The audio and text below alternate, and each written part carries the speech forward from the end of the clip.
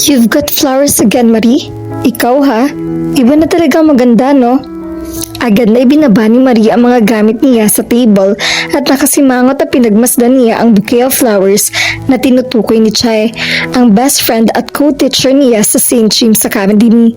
Agad niyang inilayo ang tingin doon at nagsimulang harapin ang test papers sa mga estudyante niya. Hala, nagmamaganda te. Kailangan talagang snabin mo mga bulaklak na yan na nangagaling sa masugid mong admirer. Nax, ikaw ng Diyosa. Diyosa ng mga isnabera.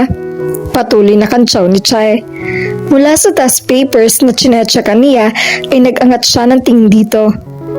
Sa'yo na lang mga bulaklak, Chai. Baliwalang wika niya. Taray mo talaga, Marie. Tumayo ito mula sa upuan nito at lumapit sa kanya. Kinuha nito ang bouquet ng mga bulaklak at inamoy ang mga iyon. White carnations ang mga iyon na sa pagkakaalam niya ay mahal ang presyo. Winner talaga tong admirer mo. Bakit ba parang hindi ka kinikilig? Hindi ka naman manhid, right? Hindi talaga manhid si Marie at lalong hindi siya snob. Kung wala man siyang reaksyon tungkol sa mga bulaklak at sa sinasabi ni Chai na admirer niya, iyon ay dahil hindi niya alam kung ano ang dapat niya maging reaksyon. Hindi kasi yun ang unang beses na nakatanggap siya ng mga bulaklak mula sa isang anonymous sender. 2 buwan na nakalilipas nang magsimulang dumating ang mga bulaklak 2 beses sa isang linggo. Noong una gusto talaga niyang malaman kung sino ang nasa likod ng misteryosong sender niya. From Mr. Stranger. Yun lang kasi ang lagi nakasulat sa card na kasama ng mga bulaklak. Ngunit nauwi lang yun sa wala. Walang ideya si Marie kung sino ang mag-aaksaya ng oras at pera sa kanya. Unang-una, hindi siya celebrity. She was neither famous nor some kind of goddess. She was just an ordinary 26-year-old high school teacher. Baha si Mr. Stranger na ibigay sa'yo at siya na bagay sa'yo. Para mapangasawa mo. Kinikilig na wika ni Chai. Malapit ka na raw kasing maging old maid. You're a physics teacher and 26-year-old never been kissed, never been touched woman. Blessing na sa itaas si Mr. Stranger. Ayaw ni Lord na masaya ang ganda mo. Alam mo naman ang malupit na contonation sa mga teacher. Matatandang dalaga. Balak mo rin ba sumali sa asosasyon? Oh please. Pinagkaitan ni Marie ng mga mata niya ang kaibigan niya. Porque bagong kasal ka, kailangan lahat ng tao sa paligid mo in love na rin katulad mo. Chai, ilang beses ko bang uulitin sa iyo na hindi ako interesado sa walang magawang baduy na Mr. Stranger na sinasabi mo? She rolled her eyes. Walang magawa? Pinapakilig ka niya. Napailing si Marie. Pinapakilig? Sang banda? Huwag ka na lang mag-comment pwede. Intindihin mo na lang mga test paper ng mga estudyante mo, Mrs. Bangkay. Napangiwi ito sa huling tinura niya. Parang gusto ko nang magsisi na pinakasalan ko ang Honey Bunch Eddie ko. Ang sagwa pala talaga ng apelyido niya. Kung hindi lang talaga siya gwapo, responsable, at mabait, noon ka nagpapayag ako na Bangkay ang ipapalit sa Villanueva na apelyido ko. Natawa si Marie sa sinabi ni Chai. At least, C at hindi K ang surname ni Eddie. At saka, engineer naman ang asawa mo. Hindi siya basta-bastang tao. Aniya, saka muling bumaling sa test paper na hawak niya. Pero alam mo, Marie, baka nga si Mr. Stranger na ang Mr. Right ang buhay mo. Sana lang talaga, magkalakas loob na siya na magpakita sa'yo. Ako ito na-excite na mangyari yun. Hindi pa pala tapos ang usapang to. Hindi ito matatapos hanggat hindi natin nalalaman kung sino secret admirer mo. Whatever. Bali walang sabi niya. Bakit ba ganyan best friend? Dahil na naman ito kay Sid Gomez, no? Ikaw talaga ang martyr. Kailan ka ba titigil sa kakapantasya mo sa lalaking yun? Kapag 60 anyos ka na at wala nang magkakagusto sa'yo?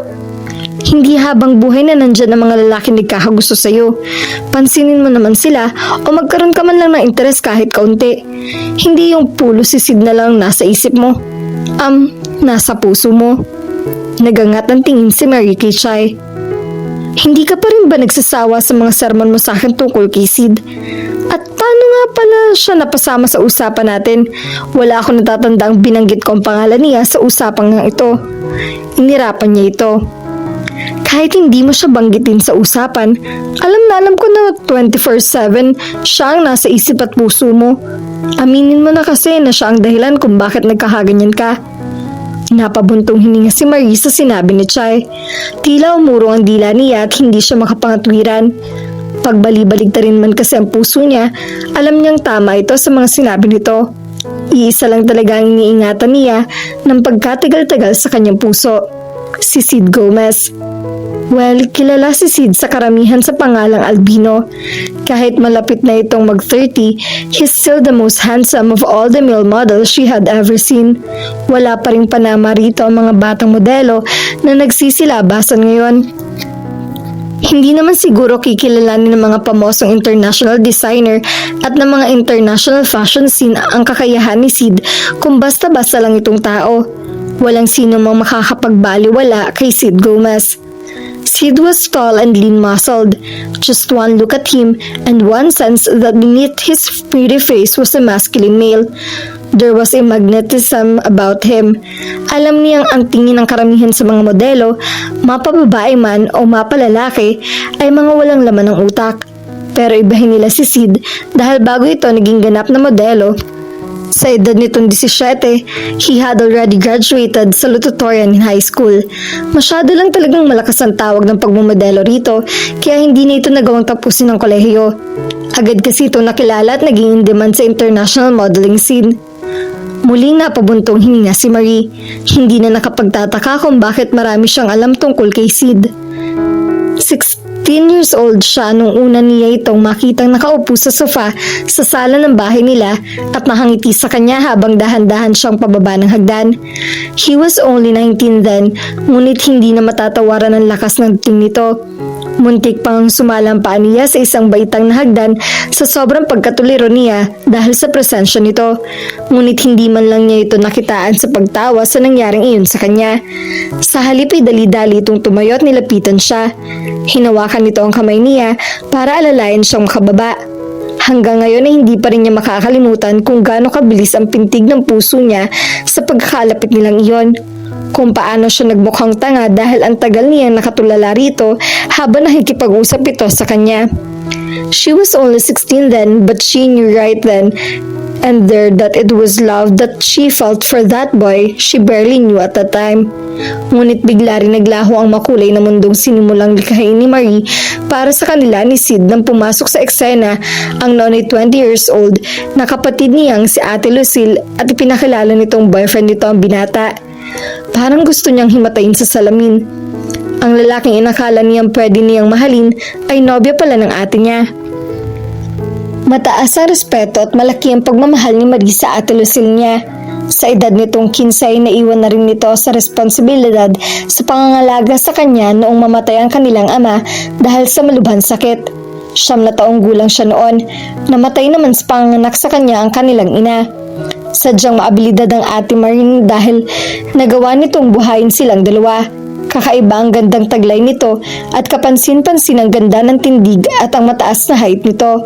Mula sa pamamasukan nito bilang tindera sa isang hardware store ay may isang talent scout na nakapansin dito at inalok ito mag-artista. 18 years old na noon ang ate niya, ngunit sa kadahilan ng hindi niya alam ay tinanggihan nito ang alok ng talent scout. Mas ginusto pa nitong mamasukan sa mga trabahong nakasanayan nito. Ngunit hindi pa rin tumigil ang talent scout sa kasusuyo sa Ate Lucille niya. May potensyal at may star quality raw kasi ang kapatid niya. Umabot ng 1 taon ang ligawan bago nagawang bumigay ng Ate Lucille niya sa inaalok ng talent scout. May dahilan kung bakit pumayag ito. Siya, nagkasakit kasi siya noon ng typhoid fever at wala itong pampa-ospital sa kanya. Bilang kasama sa pangako ng talent scout sa ate niya, nagawa siyang i-admit sa maayos na ospital para malapatan ng lunas. Para nga lang siyang magdahilan dahil pagkatapos ng 4 na araw ay masigla na uli siya. Ang ate naman niya ay nagsimula na sa kabi-kabilang auditions nito. Nakailang beses din itong umextra sa ilang TV shows bago ito inalok na maging modelo. Surprisingly, tila iyon ang calling ng kapatid niya dahil nag-enjoy ito sa pagiging ramp model. Iyon na ang naging career nito. Mabilis na naging pag-angat ng Ate Lucille niya sa modeling world at naging in demand ito. Kung saan-saang bansa ito nakakarating. Syempre pa, sa naging pag-angat nito ay kasama siya. Naging maayos ang buhay nila. Nagawa nitong ibigay ang higit sa mga pangangailangan niya. Mahal na mahal niya ang ate niya dahil napakarami nitong isinakripisyo para lang sa kanya. Kaya nung ipinakilala sa kanya ng ate niya si Sid bilang nobyo nito, agad na sinatwata niya ang damdamin niya para sa binata. Off limits na ito kahit ganun pa niya ito kagusto. Kahit nang magkahiwalay na ang dalawa pagkatapos ng 2 taong relasyon ng mga ito, ay hindi pa rin siya naglakas loob na aminin kay Sid ang nararamdaman niya rito. Nanatiling magkaibigan ng kapatid niya at ang binata. Kahit gaano kabisi ang dalawa sa kanya-kanyang career, partikular na sa paglilibot sa iba't ibang bansa na kasama sa trabaho ng mga ito, kapag uuwi sa Pilipinas ang ate niya at si Sid, ay hindi pwedeng hindi magbabakasyon ng binata sa Pangasinan. Hindi na wala ang komunikasyon ng dalawa. Kahit nagkahiwalay na ang mga ito ay komportable pa rin ang mga ito sa isa't isa. Sa loob ng 10 taon ay nasaksihan ni Marie kung gaano kalapit si Sid at ang ate Lucille niya. Hindi man nagkabalikan ng mga ito kahit minsan ay alam niyang higit pa sa tiningnan ng mga ito ang relasyon ng mga ito ngayon. Hindi na siya nagugulat kung bigla na lang inanunsyo ng mga ate niya na ikakasal nito kay Sid anumang araw. Batid kasi niya na in love pa rin ang kapatid niya sa binata. Kahit kailan kasi ay hindi na nakapagnobyo pa uli ang ate niya pagkatapos ni Sid. Kaya ay nihanda na niya ang sarili na masasaktan sa oras na ikasal ang dalawa. Sa loob ng 10 taon ay tumindi ang nararamdaman ni Marie para kay Sid. Ngunit nakadistansya pa rin siya rito. Ayaw niyang mahalata ng ate Lucille niya ang damdamin niya para sa binata. Ayaw niyang mamuhi ito sa kanya kapag nalaman nitong iisang lalaki lang palang mahal nila. Mas mahal ni Marie ang kapatid niya kaysa kay Sid kaya habang buhay na lang niyang sisikilin ang damdamin niya para lumigaya ang kapatid niya. Ano lang ba yun kumpara sa mga bagay na isinakripisyo nito para mabuhay siya ng maayos? Masaya at kontento na siyang sa malayo na lang mamahalin si Sid. Tanggap na niya ang katotohanang mamamatay siya na hindi man lang nito nalalaman na mahal niya ito. Miss Santos, hello? Napapitlag si Marie pagkarinig sa malakas na tinig na iyon ni Chai na gumising sa tila panaginip niya ng gising.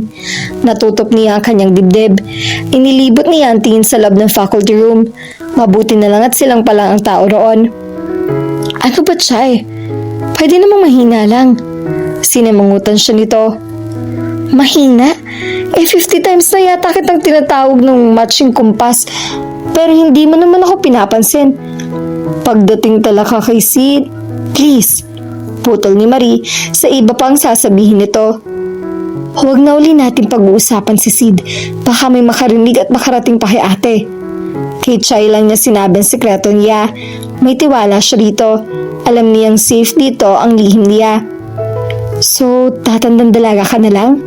Tila sumusukong tanong nito, nagkibit balikat siya. Why not? Sayang. Ano naman ang sayang doon? Hindi ko naman mapilit ang sarili ko na makisama sa taong hindi kikilalanin ng puso ko. I'd rather be an old maid than be in a relationship with a man I don't love. I'm happy this way. At lihim na masasaktan kapag nagkatuluyan ang ate mo at si Sid. Bumuntong hininga ito. Napakaswerte naman ng lalaking yon. Kung alam lang niya. Inayos na ni Maria ang task papers at tumayo na siya. May klase pa ako, Shai. Ikaw, mamaya pang 3, diba? Maiwan mo na kita. Wait, ano naman ang gagawin mo sa mga bulaklak? Tumingin si Marie sa mga bulaklak. Napakaganda ng mga iyon at talagang kinikilig. Ang sino mang makakatanggap ng mga iyon, pero siya ay hindi. Dahil iisang lalaki lang ang makapagpapadama sa kanya ng kilig na walang kapantay. Pasimpleng ipinilig niya ang kanyang ulo.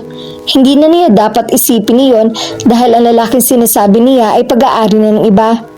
Ibinalik niya ang tingin kay Chai. As usual, sa'yo na lang. Napailing ito.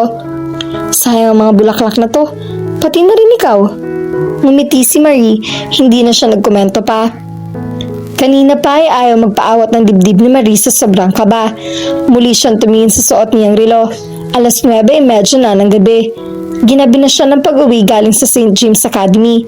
May school activity kasi na pinangunahan niya. Paglabas pa lang niya ng school ay naramdaman agad niyang may nagmamasid sa kanya. Pasimple in-inspeksyon niya ang paligid, ngunit pulos pa uwing mga estudyante at teacher nakita niya. Hindi na lang niya pinansin ang nararamdaman niyang iyon. Siguro'y pagod lang siya. Ngunit pagbaba ni Maria ng jeepney at naglalakad na siya sa Eskinita papunta sa bahay nila, bumalik ang pakiramdam niyang tila may nagmamasid sa kanya. Muli niyang iginala ang tingin sa paligid. Sobrang tahimik at bahagya pang madilim ang lugar nila. Nagsimulang bumangon ng takot sa kanyang dibdib. May basehan ng takot niyang iyon. May 1 linggo na rin niyang nararamdaman yon. Tuwing papasok siya sa umaga hanggang sa pag-uwi niya sa hapon ay hindi mawala-wala sa kanya ang pakiramdam na may nagmamasid sa bawat kilos niya. Kapag nasa loob na siya ng St. James ay sandali siyang nakakaramdam ng kapanatagan. Ngunit paglabas niya na eskwelahan ay bumabalik ang uneasiness na nararamdaman niya. Kahit nasa loob siya ng bahay niya, pakiramdam niya ay hindi siya safe. Nagiging paranoid na yata siya dahil lahat ng bintana at pinto sa bahay nila ay agad niyang inilalak pagka-uwi niya. Mag-isa pa naman siya roon ng mga sandaling iyon dahil nasa Maynila ang ate Lucille niya kung saan busy ito sa itinatayo nitong modeling agency roon. May isa pang napansin si Marie. 1 linggo na siyang hindi nakakatanggap ng mga bulaklak mula kay Mr. Stranger. Hindi naman sa hinahanap-hanap niya mga bulaklak na galing dito. Sobrang man yata kung iisipin niyang coincidence lang na sa pagtigil ng pagdating ng mga bulaklak ay siya namang umpisa ng kakaibang karanasan niyang iyon. Kung sino man si Mr. Stranger ay malakas ang kutob niyang wala itong balak na patahimikin siya. Nakarinig si Marie ng papalapit ng mga yabag. Agad na nagtayuan ang mga balihibo niya sa katawan. Binilisan niyang lakad. Naramdaman niya ang panganib. She prayed for protection and guidance. Maya-may isang marahas na tila pahinga nang narinig niya mula sa kanyang likuran. Napatili siya sabay takbo ng mabilis. Hindi siya makakanti ng kung sino mang Herodes maski ang dulo ng daliri niya. Are you scared of me, Kitty? Well, don't be. But there's something about that scared as hell expression of yours that turns me on. It just gave me an hard on. Pakiramdam niya ay napakalapit na sa kanya ng pinanggagalingan ng tinig. Gusto na niyang umiyak sa takot. Sa wakas ay natatanaw na ni Maria ang bahay nila. Mabilis na tinakbo niya papunta roon. Baka umuwi ng ate niya kaya bukas ang lahat ng mga ilaw roon. Dali-dali siyang pumasok sa gate at umihingal na lumingon sa likuran niya, ngunit wala siya nakitang ibang tao ron. Sino kaya sumusunod sa kanya? Kailangan niyang i-report sa mga pulis ang pangyayari. Marie! Isang kamay ang humawak sa balikat niya. For a second ay tumigil sa pag-inog ang mundo. Nasundan ba siya ng taong nagmamasid sa kanya? Muling gumapang ang takot sa sistema niya. Sumigaw siya sa sobrang takot. Sid was caught off guard when Marie screamed. For about 5 seconds, he struggled to figure out what was happening. But he felt the terror in her body. Her whole body was trembling. He hugged her. He hugged tight so she would know she was safe in his arms. Marie, it's Sid. Bulong niya sa tainga nito. Naramdaman niyang unti-unting kumalma. Sid? Paanas na sabi nito. Dali-dali itong inalis sa mga bisig niyang nakayakap dito at humarap sa kanya. Nasa mukha nito ang hindi pagkapaniwala. Sid, is that really you? I'm not just a fragment of your imagination, Marie. Kinuha niya ang kamay nito at inilagay iyon sa pisngi niya. I am 100% real. Nanubig ang mga mata nitong nakakabasaan pa rin ng takot. Oh, Sid! Bigla siyang niyakap nito at pinakawala ng mga luha na kanina pa'y marahil nitong pinipigilan. Hindi muna tinanong ni Sid si Marie kung bakit ano nangyari dito. Hinayaan muna niya itong umiyak, ngunit hindi niya makalimutan ang takot na nakita niya sa mga mata nito at ang takot na nakalikip sa sigaw nito. Balak na talaga ni Sid na abangan o sunduin nito sa school na pinagtuturuan nito. Masyado na kasing gabi at alam niya ang 7 ang pinakalit na uwi nito. Hindi nga siya nagkamali sa pantahan dahil mukhang may mangyayaring hindi maganda dito. 16 years old lang si Marie noong una niyang makilala ito. 10 years had passed, but she was still pretty little girl na muntik nang mahulog sa hagdan noong una sila nagkita. Walang gaano nagbago rito. Ang height nito nung 16 years old pa lang ito ay iyon pa rin hanggang ngayon 26 years old na to. Lalong pinaganda ng panahon ng mukha nito. Big expressive eyes that were surrounded by long black lashes, a cute nose, and pretty red lips.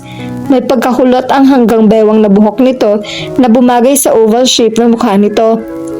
Mukha itong Mexican. Bagay itong maging bida sa mga Mexican soap opera na kinagigiliwan dati ng mga Pinoy. Bagay na bagay rin dito ang pagkamoreno nito. Sid, ani Marie, mula sa pagkahasubsob sa dibdib niya ay nag-angat ito ng tingin mukha niya. Marie, masuyong pinunasan niya ang bakas sa mga luha sa pisngi nito. Ikaw nga yan. Ikaw lang tumatawag sa akin yan. Ano ba nangyari? Mukhang takot na takot ka ah. Kasi, hey guys, what's happening here? Mula sa front door ay lumabas si Lucille. Sabay silang napatingin ni Marie dito. Nagtatanong ang mga mata ni Ate Lucille. Ate, ani Marie at mabilis na lumayo sa kanya. Mukhang may malaking problema ang kapatid mo, Lucille. Wika niya. Marie, what's wrong? Dito na tayo sa loob ng bahay mag-usap. Agad na nilipitan ni Lucille ang kapatid nito at inakay na papasok sa bahay. Lucille Santos, the most in-demand female model of their time, was his ex-girlfriend. Kahit 3 taon ang tanda nito sa kanya ay hindi iyon naging hadlang para magkaroon sila ng relasyon. Sa Singapore sila nagkakilala, agad at siyang na-attract sa bubbly personality nito. Gustong-gusto niya ang positive attitude nito sa buhay. Tumagal ng 2 taon na relasyon nila, ngunit sa loob ng 2 taong iyon ay bilang lang ang mga pagkakataong magkasama sila dahil kapwa sila busy sa trabaho. They decided to break up so they could pursue their own careers. 6 na buwan pagkatapos sa kanilang breakup ay lumipat sa agency niya si Lucille dahil sa problema nito sa dating agency nito. Sinubukan nilang magkabalikan, ngunit na-realize nilang hindi na yun uubra. Mas okay kasi kung platonic lang ang relasyon na mamagitan sa kanila. Naging matatag sila bilang magkaibigan. Oo, may kanya-kanya silang set of friends, ngunit sa isa't isa nila magagawang pagkatotoo.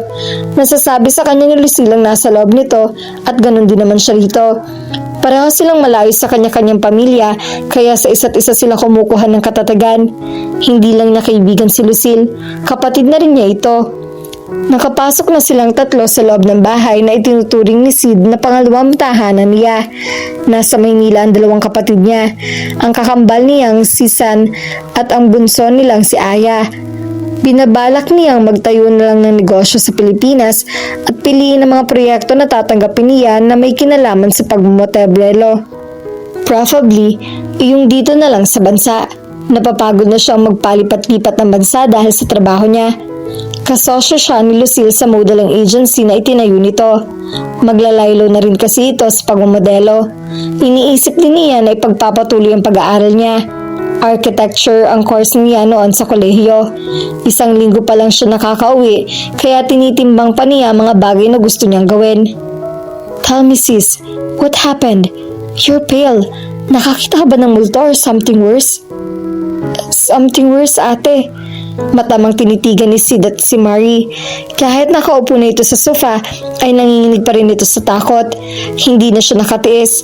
Tinabihan niya ito at masuyong inakbayan. Gusto niyang maramdaman nito na naroon siya sa tabi nito, kaya wala itong dapat ikatakot. Lumipad ang tingin niya kay Lucille na nakaupo sa beanbag paharap sa kanila. Tinungoon siya nito. Marie, you can tell us everything. We're definitely here for you. Himok niya sa dalaga. Someone has been following me for a week. Nararamdaman ko na palagi may nagmamasid sa bawat kilos ko. But tonight, napatunayan kong hindi lang nagmamasid ang gusto niya sa akin. He nearly caught me. Kung hindi lang ako nakatakbo ng mabilis, baka hindi niyo na ako kaharap ngayon. Sa narinig ni Sid ay napadin ang pagpisil niya sa balikat ni Marie. Bumangon na matinding galit sa dibdib niya. Kanina pang gustong humiwalay ni Marie kay Sid dahil hindi niya kayang makita ng ate Lucille niya na masyado siyang malapit sa binata. Ngunit hindi niya magawang lumayo rito dahil pakiramdam niya ay ligtas siya sa bisig ni Sid. Nagsimula siya magkwento sa dalawa. Hanggang ngayon ay nanginginig pa rin siya sa takot. Kung hindi kasi siya nakatakbo ng mabilis ay baka napahamak na siya sa kamay ng lalaking iyon. That perverted asshole. Bulalas ni Sid pagkatapos itong marinig ang kwento niya. Hinawakan nito ang kamay niyang nanginginig. Thank God at you're safe. Kailangan nating i-report ito sa pulis. Matigas na wika ni Ate Lucille niya. Wala itong kangiti-ngiti habang nakatingin sa kanila ni Sid. Pasimpleng binawi ni Marie ang kamay niyang hawak ni Sid. Ate, Lucille's right. Tamang-tama palang dating namin. Hindi ka na mag-iisa rito, Marie. What do you mean? Ang Ate Lucille niya ang sumagot. Sid and I, we've decided to take a break. Balak namin tumigil ng 2 months dito. Matagal ko ng balak na magbakasyon ng matagal dito. When Lucille told me that, I thought it was the great idea kaya sumama ako. Galing ako ng New York at dediretso na sana ako sa Japan para sa next gig nang maisip kong i-cancel ang participation ko sa event doon. Mabuti na lang pala at ganun ang ginawa ko. Tiningnan siya nito ng mataman. May idea ka ba kung sinong lalaking yon? Nakilala mo ba ang boses niya? Umiling si Marie. Sino-sino ba ang manliligaw mo, Marie? Baka isa sa kanila. May isang anonymous sender na palagi nagbibigay sa akin ng bulaklak. Ikinuwento niya ang lahat-lahat sa mga ito. Tumayo ang Ate Lucille niya pagkatapos niya magkwento. Kailangan ay ma-report natin agad sa mga pulis. You're in danger, Marie. Hindi biro tong sitwasyon mo. Iniwan sila nito para tunguhin ang kinaroroonan ng telepono nila. Naiwan sila ni Sid. Tahimik lamang ito at mukhang malalim ang iniisip. Gusto ni Marie na magsalita o pulusin ang pisngi nito. Huli niyang nakita ito nung nagbabakasyon ito sa kanila kasama si Aya. 5 buwan na ang nakakaraan. Ngunit kailangan niyang pigilan ng mga ilusyon niya. Wala siyang karapatan. Kaya bago pa matalo ang puso niya, ang kanyang isip ay tumayo na siya. Where are you going, Marie? Tanong sa kanya ni Sid. Sa kitchen, I need some water. Hindi lumingon ditong sagot niya. Tuloy-tuloy siya naglakad palayo rito. Parang lalong sumisikip ang paghinga niya dahil sa malapit lang si Sid. Parang isang linggong hindi nasayaran ng tubig ang lalamunan niya dahil sa matinding pagkauhaw na naramdaman niya. Unti-unti na siyang kumakalma. Napasandal siya sa kitchen countertop at muli siyang uminom ng malamig na tubig. Baka isa sa manliligaw sa iyo na binasted mo ang gumagawa nito, Marie. Muntik nang malbiluukan si Marie ng tubig sa iniinom sa pagkagulat ng marinig ang tinig ni Sid. Natutop ang kanyang dibdib. Papalapit si Sid sa kanya. Hindi niya inaasahan na susundan siya nito. There's a possibility, right? Pagpapatuloy nito, hindi pinansin ang reaksyon niya. May nanliligaw sa iyong Muay Thai instructor, ex-Philippine Navy, co-teacher mo at businessman. I think isa sa mga iyon ang culprit. What do you think, Marie? Napanganga si Marie sa mga sinabi ni Sid. Paano nito nalaman ng mga yon? Teka, nauutal na wika niya. Si Ate Lucille ba nagkwento sa iyo tungkol sa mga naging manliligaw ko? Kahit malayo sila sa isa't isa ng kapatid niya, ay nakakapagkwentuhan pa rin sila ng mga nangyayari sa kanila sa pamamagitan ng telepono at internet. Iyon lang tungkol sa mga bulaklak ang hindi niya nasabi dito dahil inakala niyang hindi naman mahalaga iyon. Tumango si Sid. Sigurado ako na kung sino man ang anonymous sender ng mga bulaklak ay siya rin ang sumusunod sa iyo. Dumilim ang ekspresyon sa mukha nito. Sid, hinawakan siya nito sa magkabilang balikat. May bago ka bang nakilala na nakapagpa-interes sa'yo? Umiling si Marie. Nalunok yata niya ang kanyang dilan sa intensidad na nababasa niya sa mga mata ni Sid. Marie, isipin mo mabuti. Kahit isa ba sa mga binanggit ko, hindi nagbanta sa'yo? Sino sa tingin mo ang dapat mong paghinalaan? Hindi ko alam. Hindi pwedeng hindi mo alam. Nagulat si Marie sa pagtaas ng boses ni Sid. Kinakabahang tumingin siya rito. Sa kanya ba ito nagagalit dahil negatibo ang naging sagot niya sa tanong nito? Hindi naman talaga niya alam kung sino ang posibleng gumagawa niyon. I'm sorry, Marie. Biglang lumambot ang ekspresyon nito. Nawala na rin ang galit sa mga mata nito. Forgive me. Nasigawan kita. Sid. Bigla siya niyakap nito. Halos man lambot ang mga tuhod niya sa sobrang nervyos, and at that same time, she was overwhelmed by his warmth. Yes, this wasn't the first time she experienced being hugged by him. But she had to admit, Iyon ang unang pagkakataon na pakiramdam niya ay iisa ang nararamdaman nila para sa isa't isa. Sa naisip ay tila natauhan siya. Hindi kailanman mangyayari yung naisip niya. Siya, mamahalin din si Sid. Imposible. He already belonged to someone else. And that someone was her own sister. Pinaasa lang niya ang sarili. How pathetic. Itutulak na sana niya palayo ang binata para matigil na sa pag-iilusyon ng isip niya nang bigla ito magsalita. I'm sorry, I suddenly lost my temper. I didn't mean to raise my voice, but I can't help it. I'm really upset. Hindi ko mapapayagan ng sino man na makasakit sa'yo. You're someone very precious to me. So let me take care of you. I'll do everything just to keep you safe. I won't let that freaking bastard have his way with you. Humigpit ang pagkakayakap nito sa kanya.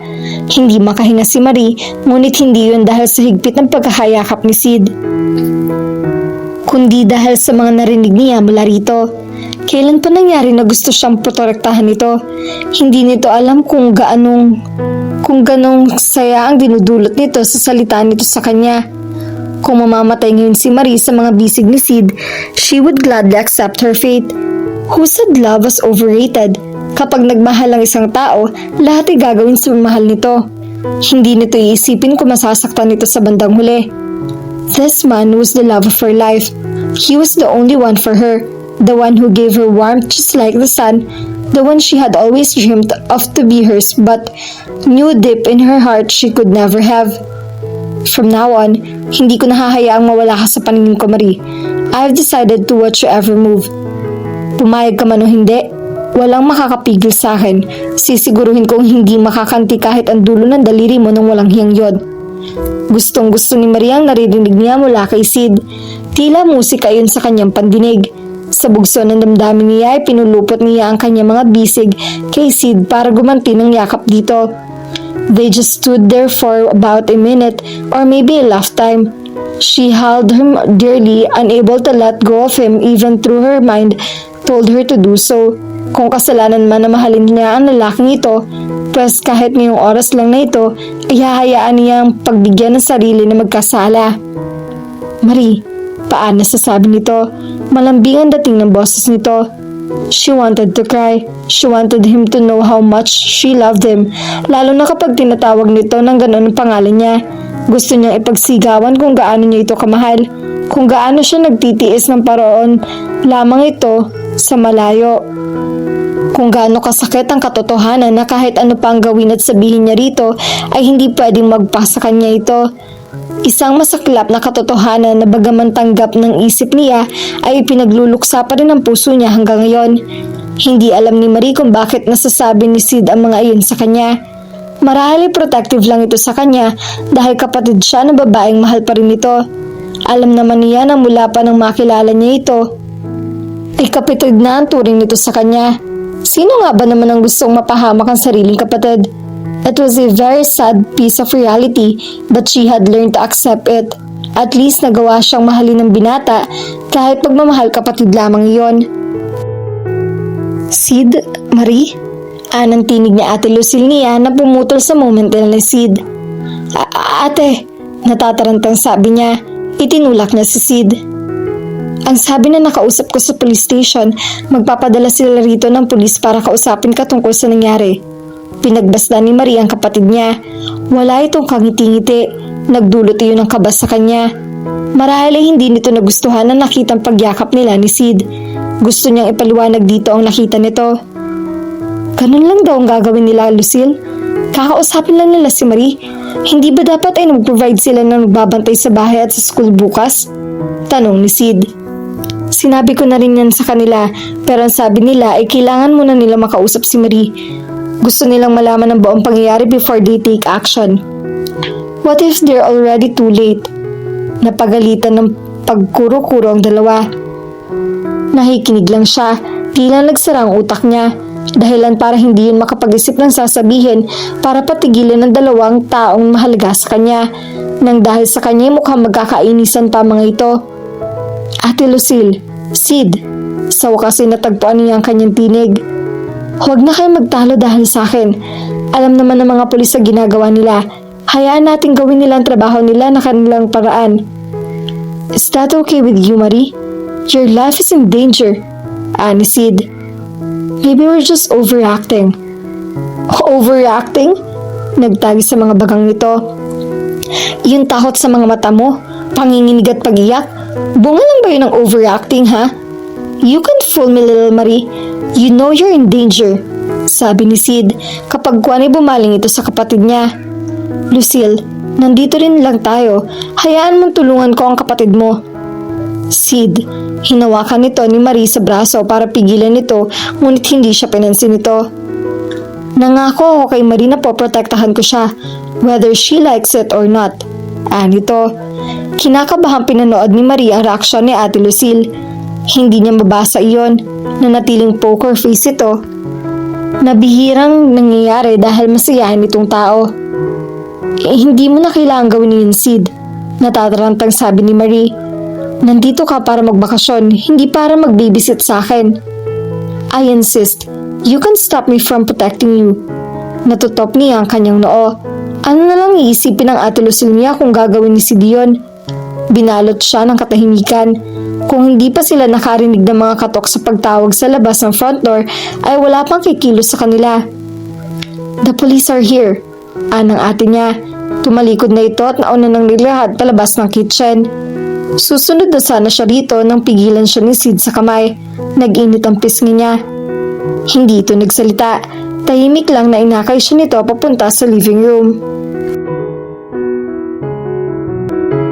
You know how to contact me, right? I already gave you my cell phone number. So if something happens, call me. I'll be there. Hindi alam ni Marie kung anong dapat niya itugon sa sinabing iyon ni Sid. Nakasakay na sila sa kotse nito at inahatid siya nito sa St. James Academy. Ang sabi kasi ng mga pulis sa kanila kagabi, pagkatapos marinig ng mga ito ang pahayag niya, ay hindi raw basta-basta magbibigay ng mga ito ng police escort sa kanya hanggat wala pa nakakalap na ebidensya ang mga ito na may stalker talaga siya. Ikinagalit iyon ng kapatid niya at ni Sid. Hihintayin pa raw ba na may mangyaring masama sa kanya bago magawang kumilos sa mga ito. Kaya hindi nagtaka si Marie nang maaga pa lang igising na si Sid. Tinooto talaga nito ang mga sinabi nito kagabi. Gusto sana niyang kausapin ng Ate Lucille niya tungkol doon, ngunit hindi niya ito malapitan dahil tahimik na tahimik ito at mukhang napakalalim ng iniisip. Kanina nang umalis sila ni Sid ay tulog pa ito. Naputol ang pagmumuni-muni ni Marie nang bumukas ang car door sa tabi niya. Nakababa na pala si Sid at pinagbuksan siya nito ng pinto. Parang nahihipnotismong pinagbasdan niya ang mukha nitong nakatunghay sa kanya. Kahit nakasuot ito ng sunglasses, pakiramdam niya ay natutunaw siya sa mga titig nito. Marie, untag ni Sid sa kanya. It's 5 minutes to 7. Malilate ka na sa klase mo. Napangiwi siya. Pakiramdam niya ay isa siyang batang nahuling gumagawa ng kalokohan sa sinabi ni Sid. Bakit ka bumaba? Baka may makakilala sa'yo. Tuluyan na siyang bumaba ng kotse nito. Lumingali nga siya sa paligid. Wala nang gaanong estudyante sa paligid dahil malapit na magsimula ang klase. Nakahinga siya ng maluwag. Sige na Marie, hihintayin na lang kita rito. Kumunot ang noon niya sa sinabi nito. Seryoso ka ba talaga? Ibig sabihin, hanggang matapos ang klase ko, dito ka lang sa loob ng kotse mo at hihintayin ako? What's wrong with that? This is the perfect spot para pagmaksa ng mga taong aaligid-aligid sa school nyo. Maaring isa sa kanilang stalker mo. Relax na pahayag ni Sid. But this is too much. May sarili kang buhay.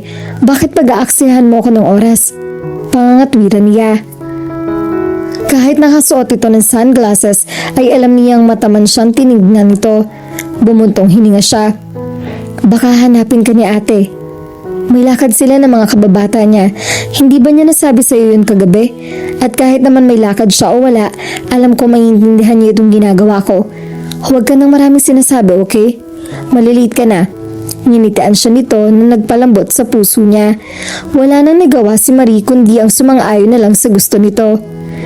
Be careful Marie, maging mapagmasid ka sa paligid mo ha. Hindi naman porke nasa loob ka ng school nyo, safe ka na. Hindi rin natin masasabi ang pwede mangyari, right? Tawagan mo lang ako kaagad kapag kailangan mo ako. Bili nito sa kanya. Hindi ito bumalik sa kotse nito hanggat hindi siya nakakapasok sa loob ng campus ng St. James. Kung marami lang siyang oras ay kukumbinsihin niya ito na hindi na nito kailangan pang magpakahirap para sa kanya. Tila wala sa sariling naglakad siya sa hallway papunta sa classroom ng unang klase niya ng araw na iyon. Nanatili kasi sa isip niya ang gwapong mukha ni Sid. Kung sana kaya nitong ginagawa iyon ay dahil mahal niya siya nito bilang babae na posible nitong mahalin din, hindi bilang nakababatang kapatid nito. Hindi pa sana siya matatapos sa pagmumuni-muni niya kung hindi lang may nabangga sa kanya. Tumila po ng dala niyang class record at ilang gamit niya sa pagtuturo. Agad na pinulot niya mga iyon. I'm sorry, Miss Santos. Pagkasabi niyon ay kung sinong lalaki ay tinulungan siya nitong pulutin ang mga gamit niya. Nag-angat si Marie ng tingin at nakita si Mr. Tobias, ang math teacher. It's okay, Mr. Tobias. Hindi kasi ako nakatingin sa dinaraanan ko. Tumayo na siya at pagkatapos pulutin ng mga gamit niya na nahulog. Here, anong co-teacher niya, sabay abot ng ilang research paper ng mga estudyante niya na nahulog rin. Thank you. Pilit niyang hinuhuli ang tingin nito. Nanatili kasi itong nakatingin sa sahig. 2 years pa lang sa St. James Academy si Mr. Andy Tobias. Kilalang mailap ito at hindi pala kibo. Plantsadong-plantsado ang pagkakahati ng buhok nito sa gitna. May suot itong malaking salamin at masyadong malaki rito ang suot nitong teacher's uniform. Ilang beses nang may nakagalitan siyang estudyanteng nahuli niyang pinagtatawanan si Mr. Tobias.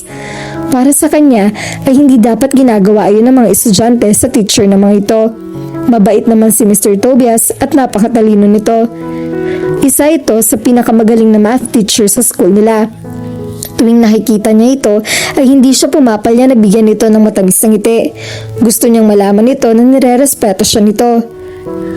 Sige, mauna na ako sa'yo. Paalam niya sa guro. Ninitian pa niya ito kahit alam niyang hindi ito nakatingin sa kanya. Sandali lang, Miss Santos. Muling pumihit si Marie paharap dito. Yes, may kailangan ka pa ba sa akin, Mr. Tobias? Dahan-dahan nitong nag-angat ng tingin papunta sa kanya. Hinintay niya na sasabihin nito, ngunit dumaan ng ilang segundo na nanatili lang itong nakatingin sa kanya. Mr. Tobias? Nakakunot na ang wika niya. May sasabihin ka ba? May klase pa kasi ako eh. Tila natauhan ito sa sinabi niya. Kumurap-kurap ito. Ganun ba? Sige, sa ibang pagkakataon ko na lang sasabihin, Miss Santos. Are you sure? Tumango ito. Sige, late ka na sa klase mo. Ingat ka ha. Pagkasabi nito niyon ay tinalikuran na siya nito at naglakad na palayo sa kanya. Napailing na lang siya. Lately, pulos weird ang nararanasan niya. Mabilis na naglakad na siya papunta sa classroom ng unang klase niya. Pansamantalang inalis niya sa kanyang isip ang mga nangyayari ngayon sa kanya. Sa ngayon, ay ang mga estudyante muna niya ang iintindihin niya. Pagdating ng lunch break ay hindi mapakali si Marie. Gusto niyang lumabas ng faculty room at alamin kung ano ang ginagawa ni Sid.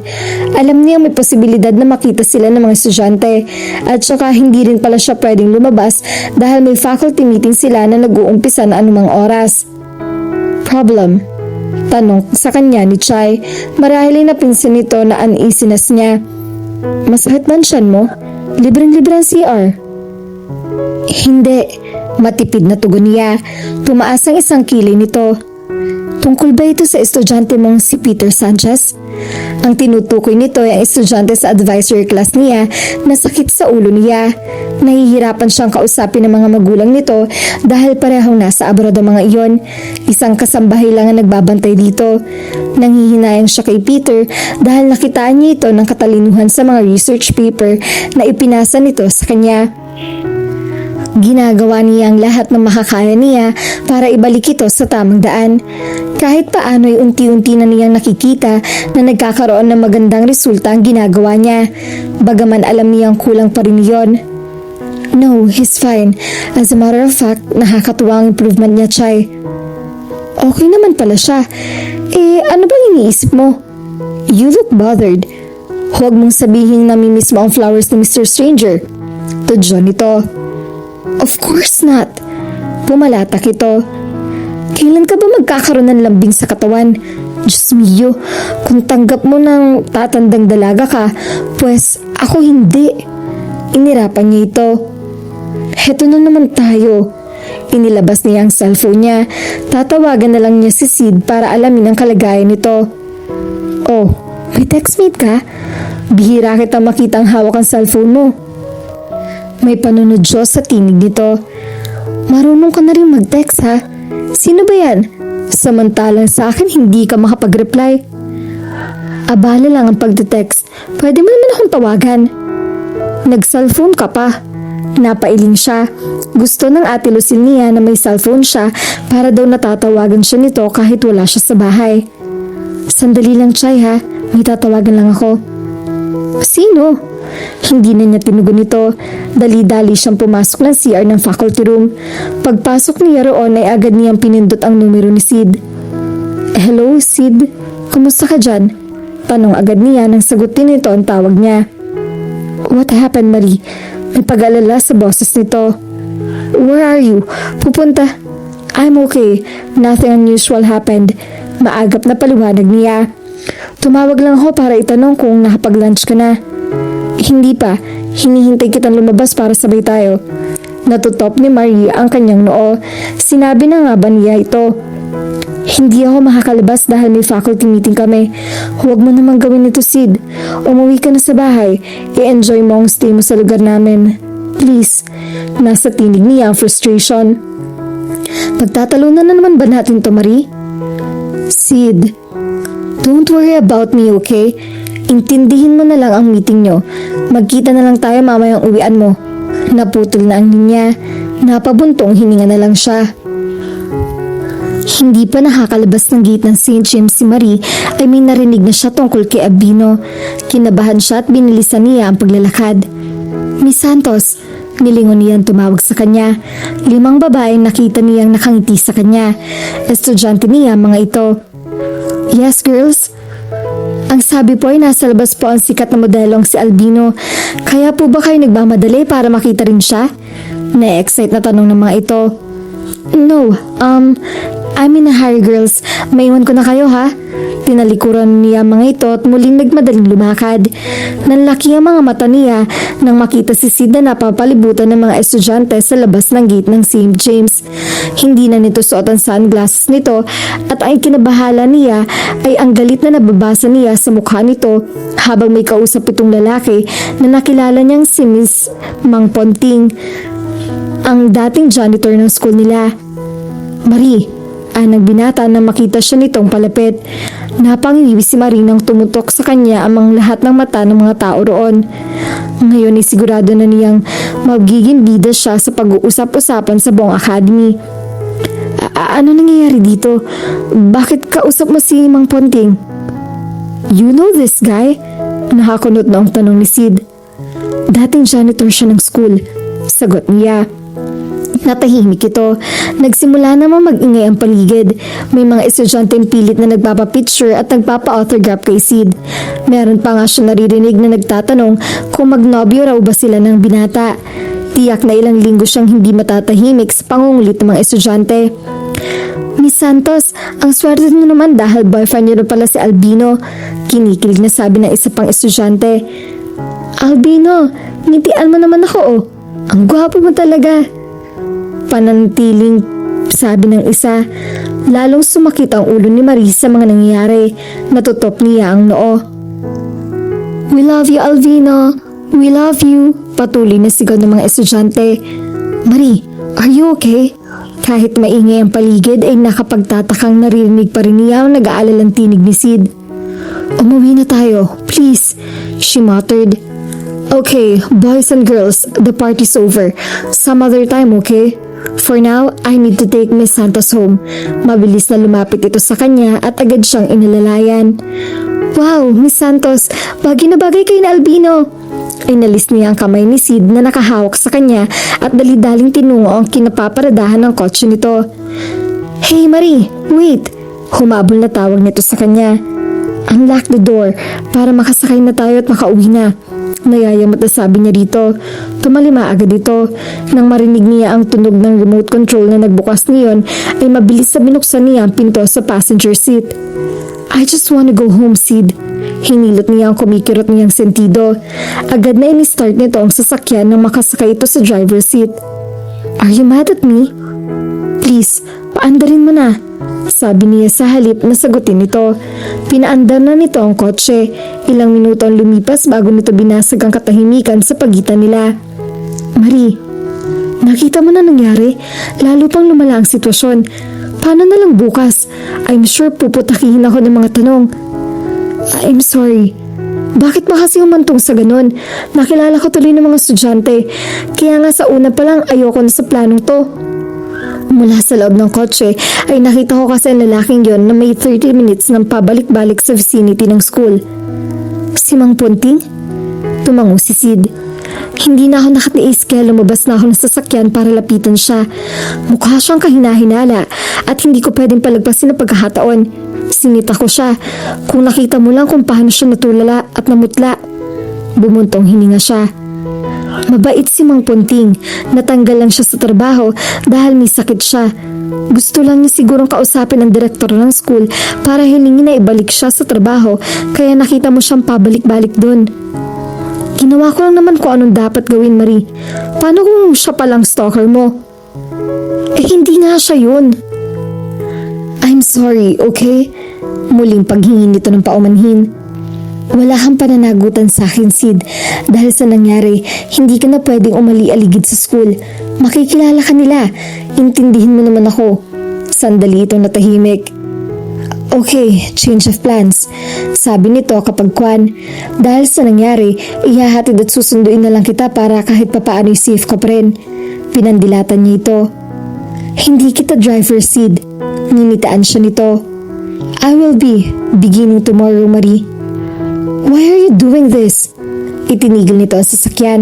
Saka pa lang niya napansin na nasa tapat na pala sila ng bahay niya. Napasinghap siya nang hawakan ni Sid ang pisngi nito at nginitaan na naman siya nito ng pamatay ng ngiti nito. Titig na titig ito sa mukha niya. Because I care for you, Marie. Because I care for you, Marie. Pabiling-biling si Marie sa kanyang kama habang paulit-ulit na bumabalik sa isip niya ang sinabing iyon ni Sid sa kanya. Kahit alam niya kung ano ang care na ipinapahawatig nito ay hindi pa rin niya mapigilang asamin na sana'y may malalim na kahulugan na sinabi nitong iyon. Pero ano pa nga bang magagawa niya kundi tanggapin ang katotohanan hanggang pagtingin kapatid lang ang turing nito sa kanya. Ang isang bagay pang hindi nagpapatulog sa kanya ay ang guilt sa mga hindi magandang nasabi niya sa binata. Siya na ang tinutulungan nito, siya pa ang may ganang mag-inarte. Ang kaligtasan lang naman niya ang inaalaalang nito pagkatapos kung ano-ano pang pinagsasabi niya rito. Hindi yata siya makakatulog hanggat hindi siya nagsasorry kay Sid. Kanina, habang nagdi-dinner sila ay tahimik lang siya at pilit na iniiwas ng tingin dito. Masaya nag-uusap ito at ang ate Lucille niya habang siya'y paminsan-minsan lang sumasali sa usapan. Bumangon siya sa kama. Tiningnan niya ang oras sa digital clock na nasa bedside table niya. 11:30 na ng gabi. Siguro gising pa si Sid. Magsasorry lang siya rito pagkatapos ay pipilitan na niyang sariling matulog. Maingat na lumabas siya ng kanyang kwarto. Tahimik ang paligid. Napalunok siya. Kaya pa ba niyang kumatok sa guest room para makausap si Sid? Pero kung tulog na pala ito, paano kung marinig siya na ate Lucille niya? Hindi yata niya hakayanin na mahuli siya nitong kumakatok sa kwarto ni Sid sa kalagitnaan ng gabi. Ano na lang iisipin nito? Balak na sana niyang bumalik sa kanyang kwarto kung hindi lang niya narinig na tila may nag-uusap mula sa kung saan. Pinakinggan niya ng mabuti habang hinahanap niya ang pinagmumula ng tinig. Napaawang ang bibig niya na mapagtantong nagmumulain sa guest room. The door was ajar. Ayaw na sana niyang alamin kung ano makikita niya kapag sumilip siya sa loob ng silid, ngunit tinalo siya ng kuryosidad. Dahan-dahan siya lumapit sa nakaawang na pinto at pigilin niyang sumilip sa loob. Nag-init ang mga sulok ng kanyang mga mata nang makumpirma niya ang katatakutan niya. Hindi lang nag-uusap sina Sid at ang ate Lucille niya, kundi magkayakap pa mga ito. Pakiramdam ni Marie tumigil sa pagtibok ang puso niya sa nakita.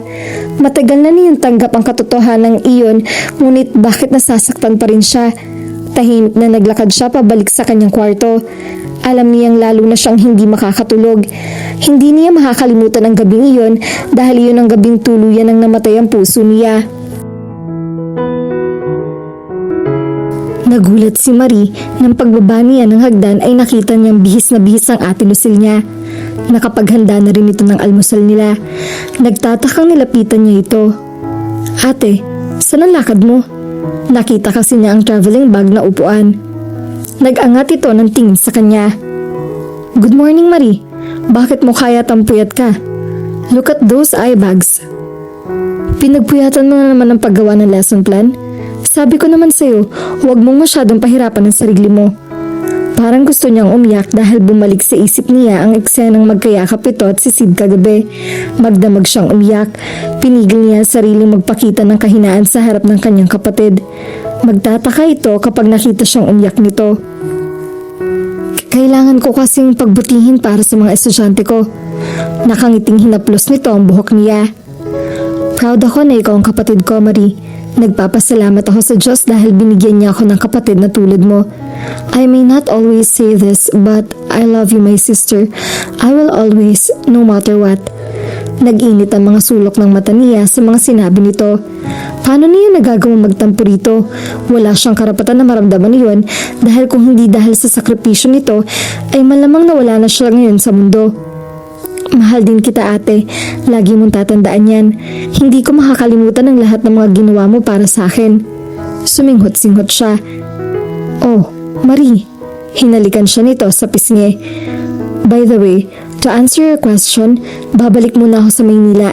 Medyo nagka-problema sa agency. 1 week lang naman ako mawawala. Kailangan ko lang talagang ayusin yun. 1 week? Hindi pa pwedeng iba na lang ang mag-ayos nun, ate? Umiling ito. Ayaw sana kitang iwan sa sitwasyon mo ngayon, kaya lang kailangan. Anyway, nandiyan naman si Sid para bantayan ka. Si Sid? Hindi siya sasama sa'yo, ate. Ang alam niya ay magkasosyo ang dalawa sa modeling agency. Bakit hindi siya sasama sa'yo? Because he needs to be here. I can handle our problem in Manila. Napag-usapan na namin yun kagabi. Habang magkayakap kayo, gusto sana niyang isang tinig, ngunit pinigil niya ang sarili. Okay lang sa'yo na hindi mo siya kasama? Believe me, sister, malaki na siya at alam na niyang ginagawa niya. Gusto ko man o hindi, siya lang ang makapagdedesisyon para sa kanyang sarili. At saka para din naman to sa'yo. At least kahit malayo ako, mapapanatag ako kasi alam kong safe ka dahil nandiyan si Sid. Ate, gusto ko man o hindi, alam niyang isa naman yon sa pagkakataong kailangan magsakripisyo ng ate Lucille niya para sa kanyang kapakanan. Hahayaan nitong mawala sa tabi nito ang lalaking mahal nito para sa kanya. Hanggang kailan siya pagbibigyan nito? Hindi na siya makatiis at niyakap niya ito. Ang mga luhang kanina pa niyang pinipigilan ay tuluyan ng pumatak. Ate, I'm sorry. What's happening to you? Bakit ka nagsusorry? Basta, sorry talaga, ate. Natatawang bumitaw ito mula sa pagkahayakap sa kanya at pinunasan ng mga luha niya. Huwag ka nang umiyak, okay? Baka pati ako mahawa sa'yo. Tumango siya ngunit lumuluha pa rin. Katulad ng bata pa siya, ginulo nito ang kanyang buhok. Hey ladies, what's happening here? Sabay silang napalingon kay Sid. Bagong ligo ito at bihis na bihis. Nagtatakang tingin ang pinukol nito sa kanila ng ate niya. Bumilis ang pintig ng puso niya sa kagwapuhan taglay nito. Kailan kaya mangyayari na hindi na siya naapektuhan ng isang Sid Gomez? Darating pa kaya ang araw na hindi nabibilis ang tibok ng puso niya tuwing nakikita niya ito? Siguro mangyayari lang yan sa kanyang huling hininga. Marie, why are you crying? Lumapit si Sid sa kanya at pinakitagan siya. May masakit ba sa'yo? Tanong nito, saka bumaling sa atin niya. Lucille, ano ba nangyayari? Bakit umiyak ang kapatid mo? Ibinalik nito ang pansin sa kanya. Huwag mong sabihin may ginawa na naman sa iyong walang hiyang stalker mo. Nang akmang yayakapin siya nito ay maagap na inilapit niya ang dalawang kamay sa dibdib nito para pigilan nito sa akmang pagyakap sa kanya. Okay lang ako. Malamig pang kaysa sa yelo ang tinig niya. Nag-iwas siya ng tingin dito. Huwag mo na ako masyadong alalahanin. Hindi na ako bata na kailangan ng kuya para mag-babysit. Marie, I didn't mean to. Okay guys, putol ng ate Lucinia sa tensyon sa pagitan nila ni Sid. Lumalamig na ang breakfast na niluto ko. Baka malit pa, Marie. Kumain na tayo. Tahimik na dumulog sa hapag si Marie. Nasa plato niya ang kanyang pansin. Ngunit ramdam niya nakatitig si Sid sa kanya. Ipinagwalang bahala na lang niya iyon kahit pa dumagundong sa lakas ng pintig ang puso niya. Kailangan niyang pagalitan ng sarili at isipin na mula ngayon ay iiwasan na niya ito. Para na rin yun sa ikabubuti nilang lahat. Alam niyang hindi magiging madali yun para sa kanya, ngunit kailangan niya yung gawin. Oo nga pala Marie, huwag kang masyado mag-alala sa sasabihin ng mga kapitbahay tungkol sa inyo ni Sid kapag umalis na ako. Matagal na nilang kilala si Sid at alam nila kung gaano kakatino. Huwag kang masyado mag-iisip, okay? Nakausap ko na si Kapitan kanina pa at naipaliwanag ko na sa kanya ang sitwasyon mo. Ipinagpatuloy na lang niya ang pagkain. Wala na siyang magagawa kundi kontrolin ang sarili kapag silang dalawa na lang ni Sid ang magkasama. Kung ako lang, wala akong pakialam sa sasabihin ng iba. Ang mahalaga sa akin ay ang maprotektahan si Marie, sabi ni Sid. Napaangat siya ng tingin pagkarinig sa sinabing iyon ni Sid. Halos mapasinghap siya nang makitang nakangiti ito sa kanya. Sinong babae ang hindi matutunaw ang puso sa ngiting iyon? Parang gusto niyang bawiin ang resolve na iwasan na ito. Paano niya gagawin iyon kung bawat hinimay ng katawan niya ay isinisigaw na mahal niya ito? Narinig mo yon, Marie? Tanong ng ate niya. Ate, tumayo na ito. Kailangan ko nang umalis. Ihahatid na kita sa kotse mo, Lucille. Tumayo na rin si Sid at binitbit nito ang traveling bag ng ate niya. Nasundan na lang niya ng tingin ng dalawa. Gusto niyang sumunod sa mga ito pero mapagkakamalan siya ng maayos sa ate niya, ngunit ayaw niyang gumalaw ng mga paa niya. Bumalik kasi sa isip niya ang nakita niya kagabi. Katakot-takot na kirot ang dinulot niyon sa puso niya. Galit ka pa rin ba sa akin dahil sa nangyari kahapon, Marie? Katakot-takot na pagsaway sa sarili ang ginawa ni Marie para lang hindi niya linunin si Sid. Nanatili sa labas ng bintana ng kotse ang atensyon niya.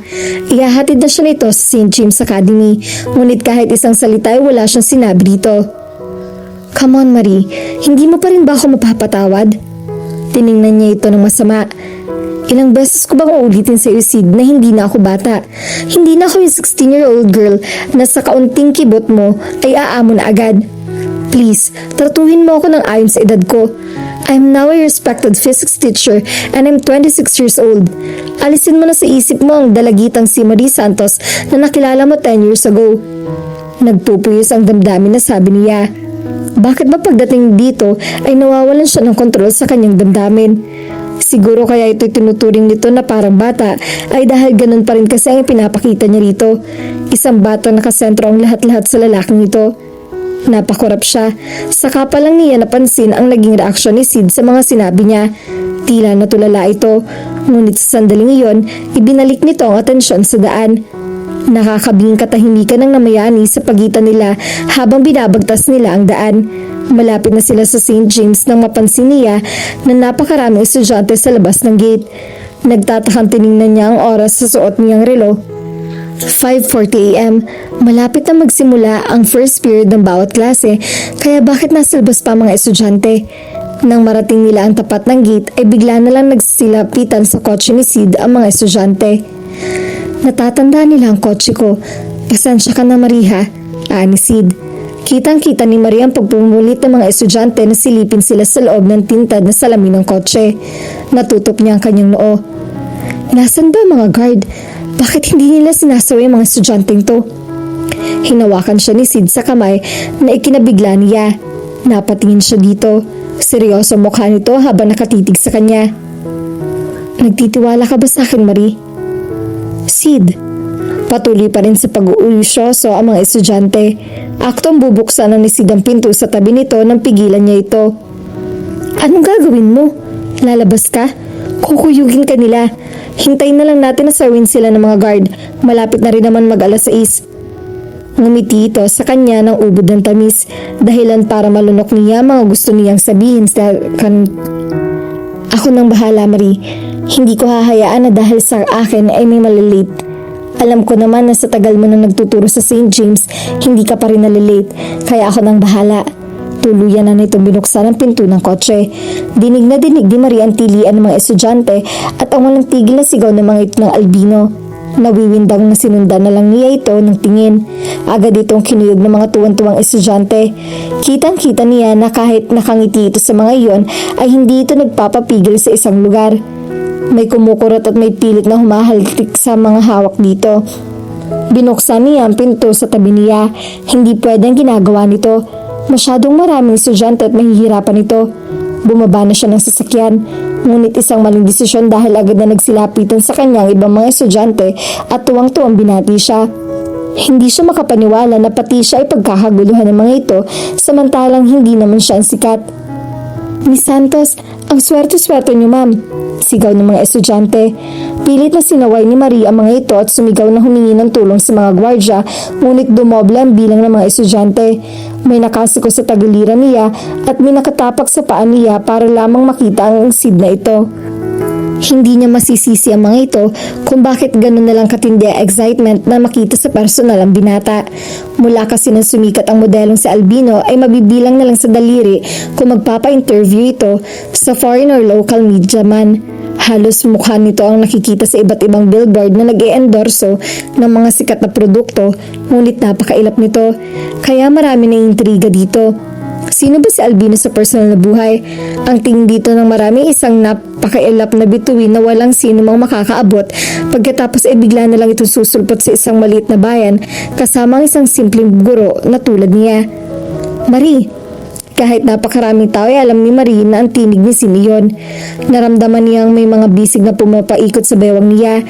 Nakaramdam siya ng hindi maipaliwanag na damdamin. I won't let anybody hurt you, Marie. Anito.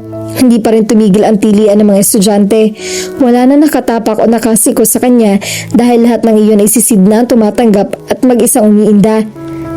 Malapit na Marie, kaunting tiis na lang. Gusto niyang sabihin dito na hindi siya nito dapat alalahanin, ngunit may isang bahagi niya ang tila natutuwa at kinikilig sa ginhawa nito. Wala itong pakialam kahit masaktan nito, basta maprotektahan lang siya nito. Nangilid ang mga luha sa kanyang mga mata. Nakarinig siya ng sunod-sunod na pagpito pagkatapos sa isang mabagsik na sigaw mula sa ilang boses ng lalaki na sumasaway sa mga estudyante. Oh my God, Marie! Si Albino? Natigilan sila ni Sid. Agad niyang nakilala ang boses ni Chai. Saka pa lang siyang dumalit dito at doon niya na pagtantong nasa loob na ba sila ng St. James. Kayong dalawa? Huwag na kayong tumayo dyan. Doon na muna kayo sa faculty room. Baka makapasok na uli mga pasaway na maabutan uli kayo. Dalian nyo. Tiningnan ni Marie si Sid ngunit mabilis na hinawakan nito ang kamay niya at nagmamadaling sumunod na sila kay Chai. Ano ba kasi nangyari? Tanong ni Chai nang tuluyan na silang makapasok sa faculty room. Sila lang ang mga tao roon dahil malamang na nasa kanya-kanyang klase na ang ibang mga guro. Hindi ko rin alam. Pag-amin niya, binalingan niya si Sid. Nanlaki ang mga mata niya nang makita ang itsura nito. Gulong-gulo ang buhok at polo shirt nito. Dahil mistizo ito, pulang-pula ang mukha nito pati ang mga braso nito sa natamo na kurot, pisil at panggigigil mula sa mga estudyante. Pati liag nito ay mapula-pula at nag-aalalang hinawakan niya ang pisngi nito. Ngumiti ito. Huhupa rin ang excitement ng mga bata. I'm sure sa ngayon ay nagsasilabik pa lang sila dahil mag-start na rin ang klase nila. Speaking of klase, anito, saka napatingin sa wall clock na nakasabit sa dingding sa harap nito. I'm sorry Marie, dahil hindi ko natupad ang pangako ko. First time na nangyari na na-late ka at ako pa ang dahilan. Sorry. Ano ka ba? Naiinis sa sambit ni Marie at kinuha niya ang braso nito at iningaangat yon. Nakita mo to? Magpapasa ito sigurado. Tapos iniisip mo pa rin ang late na ako sa klase ko. Sid naman, isipin mo rin naman ang sarili mo. Tingnan mo to rin nangyari. Munti ka nang mapahamak. I'm sorry. Tigilan mo ng sorry pwede. Muling nangilid ang mga luha sa kanyang mga mata. Alam ko kung gaano mo pinahahalaga ng privacy mo, Sid. Ako nga ang dapat na mag-sorry dahil nadami ka sa problema ko. Umiling si Sid. Nangako akong poprotektahan kita, Marie. Gusto niyang halikan nito, ang noo nito, ang mata nito, ilong at ang mga labi. Gusto niyang iparamdam dito na mahal niya ito noon pa man, na minahal niya ito kahit hindi dapat. Oh, umiiyak ka? Anito, pinunasan nito ang mga luha niya. Malayo sa bituka to, Marie. Ano bang pwedeng gawin na masama sa akin ng mga batang yun? I'm a man of steel, so stop crying. Ayaw na ayaw ko nakikita kang umiiyak. Ngingitian siya nito. You're not Superman, Sid. Umiling siya. Wag, for you, I can be like him. I will be like him. Anytime, anywhere, and anyhow. Just for you. Tumalon yata ang puso niya paakyat sa kanyang lalamunan nang dahil sa sinabi nito. Hindi niya alam kung mahihimatay o sisigaw siya bilang reaksyon. Hinaplos nito ang pisngi niya. You know, Marie, hindi na nito natapos ang gustong sabihin dahil bukhang may nahagip na kung ano ang mga mata nito. Naging lagpasan kasi ang tingin nito sa kanya. Kumunot ang noo niya si Sid. Ano nga uli yung bulaklak na madalas ibigay sa iyo ng Mr. Stranger? Tanong nito. Ha? Bakit? White carnations? Pagkatapos sabihin niyon ay bigla siyang kinutuban. Nilingon niya ang kinaroroonan ng table niya. Bigla siyang kinabahan nang makitang may white carnations doon tulad ng dati. Kanina pa yan nandyan bago pa ako dumating. Ani Chai, dali-dali yung nilapitan ni Sid.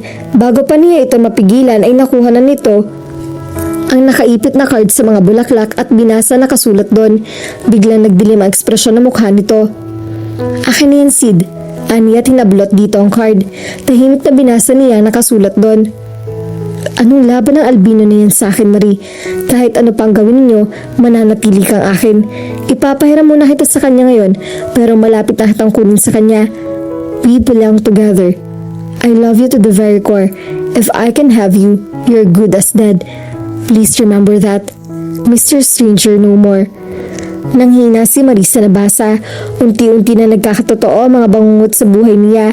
Bumangon ang takot sa dibdib niya. Inagaw ni Sid ang card mula sa kanya at nanggigil na nila kumos nito iyon. Pagkatapos ay buong lakas sa sinuntok nito ang mesa niya. Hindi ka magagawang kantiin ng tarantadong yon, Marie. Ipinapangako ko yon.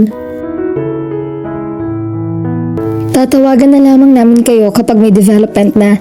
Iimbestigahan namin ang lahat ng lead na ibinigay niyo sa amin. Pati na rin ang iba't ibang flower shop dito sa lugar natin. Huwag kayong mag-alala, ma'am, sir. Tahimik lang si Marie habang sinasabi iyon ng isa sa mga pulis na humahawak sa kaso niya. Hindi pa rin siya makapaniwala sa mga nangyayari. Just a month ago, normal ang buhay niya. Ang mga estudyante lang niya ang inaalala niya. Humigpit ang pagkakahawak ni Sid sa kamay niya. Mula eskwelahan hanggang sa makarating sila sa police station ay hindi na nito binitawan ang kamay niya. Para bang sa pamamagitan niyon ay magagawa nitong ibsan kahit paano ang takot niya. If I can't have you, you're good as dead. Please remember that. Muling gumapang ang kilabot sa katawan niya. Nang maalala niya ang nakasulat sa card. Sinong nasa likod niyon? Marunong siya makisama sa kapwa niya. Sa pagkakaalam niya, wala siyang inagrabyadong tao sa tanang buhay niya. Isa lang siyang normal na tao na walang ibang hangad kundi ang mabuhay ng tahimik. Marie, are you alright? Oh, what am I saying? Of course you're not, but please, come back to me. Now. Saka pa lang niya napansin na nasa labas na pala sila ng police station. I want to kill that bastard this very instant for doing this to you. You don't deserve any of this. Ni Sid, pagkatapos ay masuyong inakay na siya nito papunta sa kotse nito. Hindi ko pa rin gusto ang sinasabi ng mga pulis. Pagpapatuloy nito. Hindi pa ba sapat ng mga basa nilang sulat sa card para matanim ang mga kalkote nila na may nagbabanta sa buhay mo? Hihintayin pa ba nilang mapahama ka? Anong klaseng alagad sila ng batas? They're useless.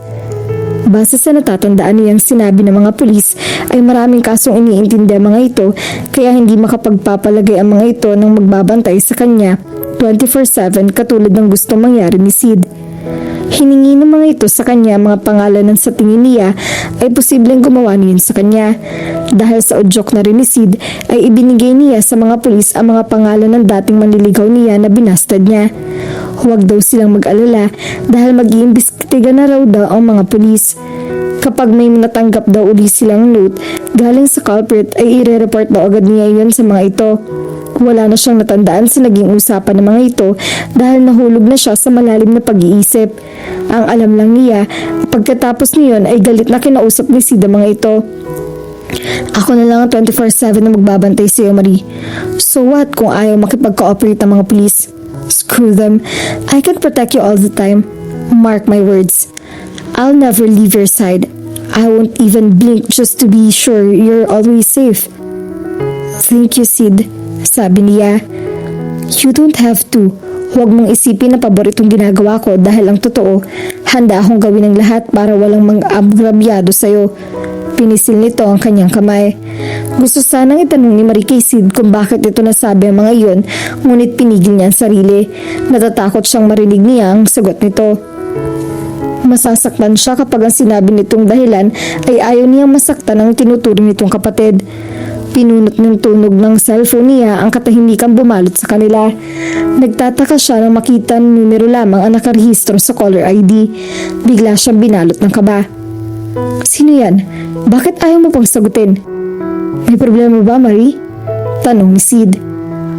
Unregistered kasi ang... Ako nang sasagot. No, nagdadrive ka. Mabilis na itinabi nito ang kotse sa gilid ng daan at kinuha ang cellphone niya. What do you want? Tanong nito sa tumatawag. Hindi na ito nag-abalang mag-hello. Sandaling natahimik ito para makinig sa sinasabi ng kabilang linya. Bakit? Sino ka ba? Ano ba kailangan mo kay Marie? Lalong nadagdagan ng kaba ni Marie. Di yata't si Mr. Stranger ang kausap ni Sid. May kilala ka bang Andy Tobias? Biglang tanong ni Sid sa kanya. Sandali siyang nag-isip. Meron, sabi niya kapag kwan. Math teacher siya sa St. James. Walang kangiti-ngiting iniabot nito sa kanya ang cellphone. Siya yan, gusto ka raw niya makausap. Si Mr. Tobias? Hindi makapaniwalang tanong niya. Paano nalaman ng lalaki number niya? Baka tinanong nito kay Chai. Hello? Miss Santos, tumawag ako para kamustahin ka. Ayos ka na ba? I'm okay, Mr. Tobias. Salamat sa concern. Hindi na kasi niya nagawang magturo dahil sa nangyari. Nagpaalam siya sa principal na uuwi na lang siya dahil masama ang pakiramdam niya. Bumuntong hininga ito. That's good to hear. Pasensya ka na nga pala kung tumawag ako ha. Nag-aalala rin kasi ako at ang mga estudyante mo sa'yo. Papasok na ako bukas, sumama lang talagang pakiramdam ko. Walang tugon mula sa kabilang linya. Mr. Tobias? Hello? Sorry, pwede ba ako magtanong? Sure, ano ba yon? Si Albino ba yung sumagot sa akin? Nabalitaan ko nangyari kanina. Siya nga, bakit? Muling tumahimik sa kabilang linya. Magsasalita pa sana siya na mapagtanto niyang pinutulan ni Mr. Tobias ang tawag. Naliligaw ba yun sa'yo, Marie? Tanong ni Sid. Kunot na kunot ang noon nito. Hindi. May gusto sa'yo? Dapat ibinigay mo rin sa mga pulis ang pangalan niya nang maibiskandehan na yan.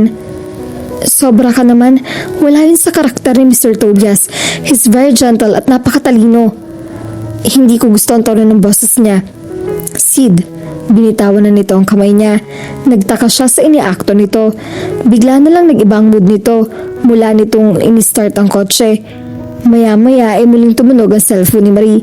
Napangiti siya nang mabasa sa caller ID ang pangalan na tumatawag. Magiling na sinagot na iyon. Hello, Mike? Long time no see and hear, Marie. How are you? Masayang tugon nito. Kaibigan niya si Mike Pascual. Schoolmate niya ito nung college. Nanligaw ito noon sa kanya, ngunit hindi na nito itinuloy dahil maaga nitong na-realize na kaibigan lang talaga ang tingin niya rito. Mula noon ay naging mabuti na silang magkaibigan. Ito ang self-appointed bodyguard niya noong college. Sa sales ang trabaho nito ngayon, kaya palipat-lipat ito ng lugar na pinupuntahan. 3 months ago ay nagpaalam ito sa kanya na sa Ilocos muna ito madedestino. Ngayon lang uli niya ito nakausap. Nasaan ka ngayon? Hindi mo man lang ako tinatawagan. Nandito na ako, kaya nga humanda ka kasi susunduin kita mamaya para sa isang dinner date. Dinner date? Bulalas niya. Muntik pa siyang mapasubsob sa dashboard dahil sa biglang preno ni Sid. Oh my God! Are you okay? Tanong ni Mike. Hindi niya sinagot ito dahil kay Sid ang atensyon niya. Nanggigigil na pinaandar uli nito ang kotse. Ano ba nangyayari sa'yo, Sid? Don't mind me. Tugon nito habang nakatingin sa daan. And please tell that Mike person na hindi ka pwede makipag-dinner date sa kanya. Hindi maintindihan ni Marie kung bakit mukhang aburido si Sid. Marie, ayaw mo na ba akong kausap? Tanong ni Mike. I'm sorry, hingin pa umanhin niya.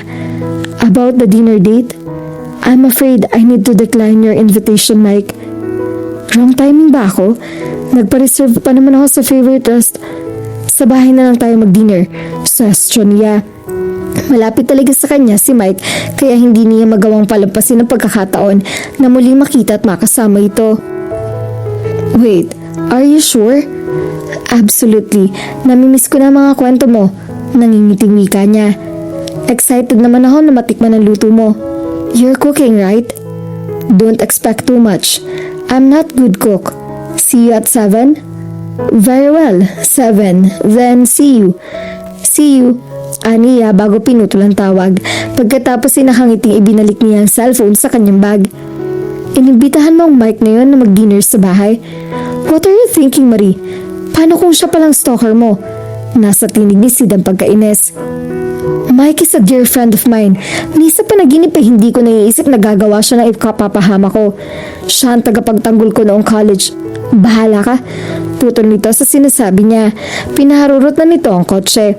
Kanina lang ay sinabi nitong poprotektahan siya nito, ngunit mukhang mas matutuluyan pa siya sa bilis ng pagmamaneho nito. Bumuntong hininga siya. Ang hirap nitong espilingin. Mike, this is Sid Gomez. Sid, this is my friend, Mike Pascual. Pakilala ni Marie sa dalawang lalaki. I didn't expect that you would have company. Ani Mike pagkakita kay Sid sa nauna na dumulog sa dining table.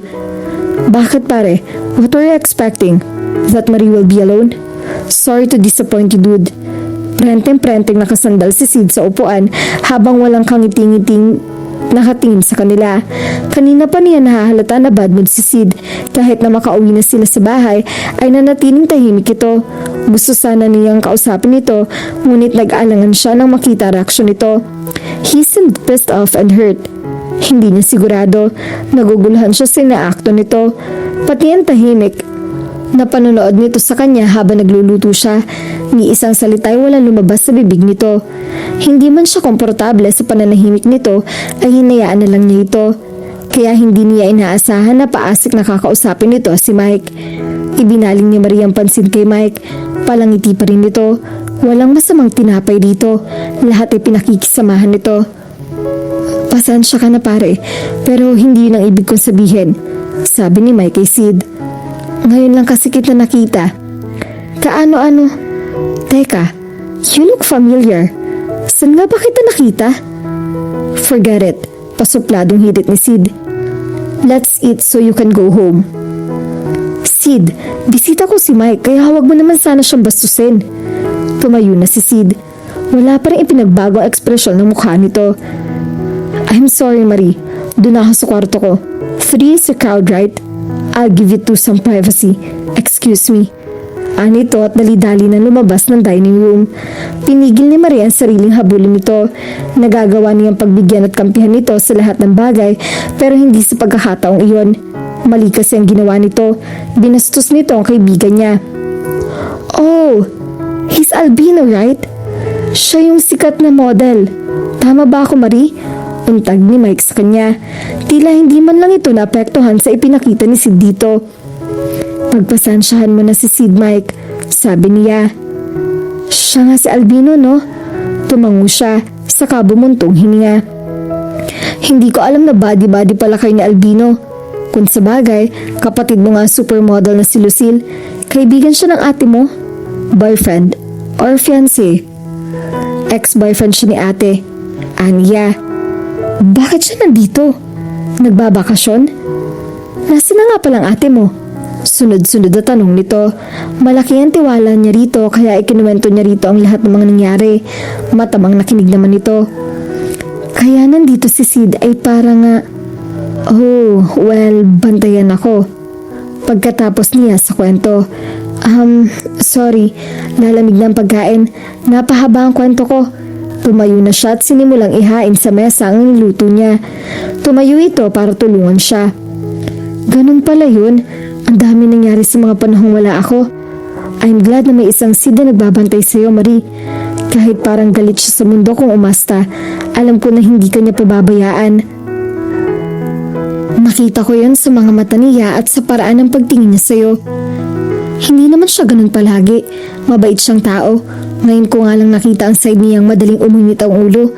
I always thought he was the Mr. Cool Guy type. Nagulat na lang ako nang marinig ang mga sinabi niya sa'yo. I think he's jealous, Marie. Ganun talaga kami mga lalaki pag nagsiselos. Selos? It's impossible, Mike. I'm sure nagkakaganon lang si Sid dahil na rin sa dami na nangyari ngayong araw. Please, huwag mo na uling iisipin o mabanggit-banggit ang bagay na yun. Inihain na niya ang mga pagkain sa mesa at niniyayan na itong dumulog. Marie, sorry sa itatanong ko ha. May gusto ka ba kay Sid? Natigil ang aktong pagsubo niya sa itinanong nito. Pwede bang huwag na lang natin niyang pag-usapan? Kumain na lang tayo at magkwentuhan tungkol sa adventures mo sa Ilocos. Marie, please Mike. Nginitian niya ito ng mapait. Tila napipilitang tumango ito. Nagsimula na rin itong kumain. Nagkwentuhan sila tungkol sa Ilocos, sa mga putaheng niluluto niya at kung ano-ano pa. Mike was such a good joker kaya wala siyang tigil sa katatawa sa mga hirit nito. Hindi nila namalayan ang oras dahil sa dami ng mga ikinuwento nito. Naputol ang pagkukwento nito na makatanggap ito ng tawag mula sa kapatid nito. Marami pang araw para ituloy natin ang kwentuhan, Marie. I enjoy the food. Sa ulitin ha. I've enjoyed your stories. Wala pa rin kupas. Nagtatawanan pa rin sila hanggang sa makarating nila ang front door. Ihahatid pa sana niya ito hanggang sa gate, ngunit tumanggi ito. Ikinukonsidera daw kasi nito ang sitwasyon niya. Hinalikan pa siya nito sa pisngi bago ito tuluyan ng paalam.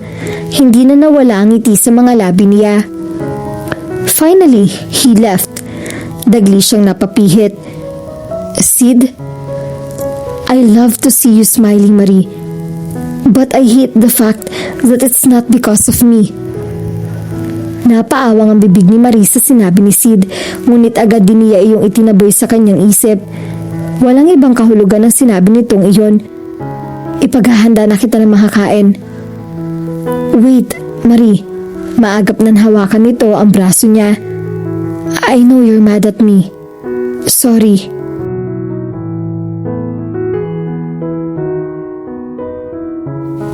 At dito na po nagtatapos ang ating kwento. Sabay-sabay po nating abangan ang susunod na kabanata. Maraming salamat po. God bless and stay safe.